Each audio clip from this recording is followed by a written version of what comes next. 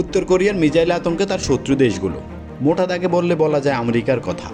দেশটিকে ঠেকাতে দক্ষিণ কোরিয়া, জাপান, হুয়াং দ্বীপ সহ বিভিন্ন স্থানে সেনাঘাঁটি বসিয়ে রেখেছে আমেরিকা। তবে এত আয়োজন করে দেশটির আন্তর্দেশীয় ব্যালিস্টিক ক্ষেপণাস্ত্রগুলোর বিরুদ্ধে খুব বেশি কিছু কি করা যাবে? আসুন হিসাবটা মিলিয়ে দেই। ধরুন যুক্তরাষ্ট্রের দিকে একটি হুয়াসং 50 আন্তর্দেশীয় ব্যালিস্টিক ক্ষেপণাস্ত্র কিম জং উন শখের বসেই মেরে দিয়েছে।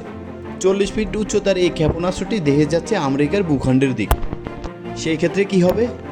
মিসাইলটি রওনা দেওয়ার সাথে সাথে মহাকাশে থাকা মার্কিন ইনফ্রারেড সিস্টেম ভূপৃষ্ঠে তাপমাত্রা বৃদ্ধি থেকে যা বোঝার বুঝে যাবে। মুহূর্তে খবর চলে যাবে যুক্তরাষ্ট্রের কলোরাডো বাকলি এয়ারফোর্সের সেকেন্ড স্পেসের ওয়ার্নিং সেন্টারে। দেশটির সকল মিসাইল সিস্টেমকে অ্যালার্ট করা হবে। একটি geostationary satellite launching confirm করা হবে। কনফার্ম হতে হতে মিসাইলটি একটি কমার্শিয়াল এরোপ্লেনের উড়ার দ্বিগুণ উচ্চতায় পৌঁছে যাবে। ততক্ষণে মিসাইলটি ফার্স্ট স্টেজের রকেটের জ্বালানি শেষ হয়ে খোলসটি খসে পড়বে। তারপর সেকেন্ড স্টেজের কাজ শুরু হবে। পেন্টাগনকে পরিস্থিতি জানানো হবে। মিসাইলটি ট্র্যাকিং করতে দক্ষিণ কোরিয়া ও জাপানের রাডার ইনস্টলেশন অর্ডার পাঠানো হবে। আকাশের এত উচ্চতা থাকা মিসাইলটিকে ধ্বংস করার ক্ষমতা আমেরিকার নেই। দক্ষিণ কোরিয়া, গুয়াম আর হাওয়াইয়ের হাই অল্টিটিউড সিস্টেমটি অ্যাক্টিভেট করা হবে।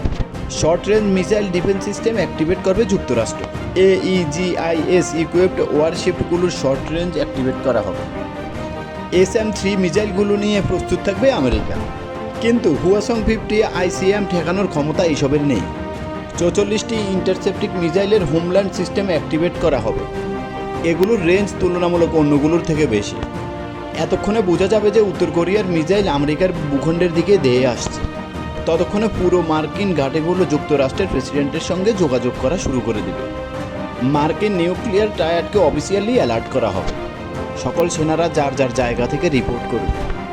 যুদ্ধবিমানগুলোকে নিউক্লিয়ার মিশনের জন্য প্রস্তুত করা হবে। এর মাঝে হুয়াসং 15 তার সেকেন্ড স্টেজের জ্বালানি শেষ করে ফেলবে। খোলসটি খসে পড়ে যাবে। আমেরিকার আকাশ সীমানায় ঢোকার পূর্বে হুয়াসং 50 মেটালহীন হয়ে পড়বে, যার ফলে রাডারকে ফাঁকি দেওয়া সহজ হয়ে যায়। ততক্ষণে থাকবে কি? তখন হুয়াসং 15 কেমিক্যাল পাওয়ার থাস্টার ব্যবহার করে সেকেন্ডে 4.2 মাইল গতিতে ধেয়ে আসবে আমেরিকার দিকে। এর মধ্যে নিশ্চিত হওয়া যাবে মিসাইলটি যুক্তরাষ্ট্রের কোন স্টেটে আঘাত হানতে চলেছে।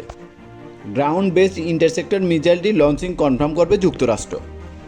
নিউক্লিয়ার ফুটবল আর কমিউনিকেশন ডিভাইস নিয়ে এয়ারফোর্স ওয়ানে চড়ে বসবে যুক্তরাষ্ট্রের প্রেসিডেন্ট। দক্ষিণ কোরিয়া থেকে ব্ল্যাক হক হেলিকপ্টারে করে হামলা চালানো হবে উত্তর কোরিয়ার সম্ভাব্য আরও নিউক্লিয়ার হামলা ঠেকাতে। ওয়ারহেড এখন ট্র্যাক করা যাবে। ট্র্যাকিং ডেটা ব্যবহার করে জানা যাবে ফ্লোরিডার বুকে বিপদ নেমে আসছে। রওনা দেবে ডজন খানেক গ্রাউন্ড বেজ ইন্টারসেপ্টর মিসাইল। হুয়াসং 15 থেকে বের হয়ে আসবে উত্তর কোরিয়ার মূল ভেলকি। হুয়াসং 15 ওয়ারহেড থেকে বেরিয়ে আসবে উত্তর কোরিয়ার 8টি ছোট ছোট ওয়ারহেড।